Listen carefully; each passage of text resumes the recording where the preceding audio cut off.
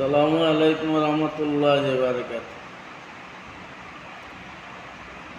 আউযু বিল্লাহি মিনাশ শাইতানির রাজিম। বিসমিল্লাহির রহমানির রহিম। আজকে একটা কথা জানিয়ে রাখা, জাগা জমি শাখা শাখা রাখতে ধন সম্পত্তি এটা বড় কথা না। আল্লাহ রাসূলের এইসব চাইছেন না, চাইছেন সুয়ার ঠিক রাখছে। বাড়ি গরু কত তার প্রয়োজন করছেন না, কিন্তু আল্লাহ রাসূলের সুয়ার ঠিক রাখছে। সুয়ার মানে যাতায়াতর যেমন গাড়ি আছে, যে কোনো জিনিস আছে, এটা ঠিক থাকলে সুয়া মানে বাড়ির এটা কোনো অভাব নেই, যেন বাড়ি ঘর হইবা থাকবা। কিন্তু বাচ্চা আনতে লাগে অথবা হুরুতা, সিলেটি ভাষা আমরা হুরুতার লাগিয়ে হুরুতারে মানুষ করিয়া যাইতে, হুরুতা সম্পদ বানাইয়া যাইতা, আর জমিনের শাখা অতা অতা হুরুতারে দেখাইয়া যাইতা না।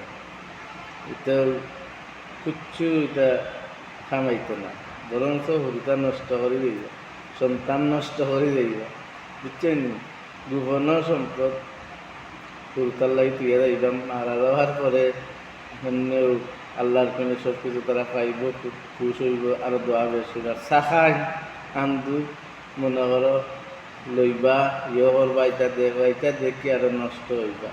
আর জন্য যত ধন সম্পদ দিয়ে আল্লাহ ফিরান চিন্তা খালি বেশিরভাগ কেটে যাবে, নষ্ট হয়েছে, ভাল হয়েছে না, খালি শাখায় দেখে নষ্ট হয়েছে। আর তুইয়া যাইবা আর রাতে খালি চিটাং দা দুনিয়া বিলাসিতা করবা, তোমার হতা মনে করতাম না। বুঝছেন?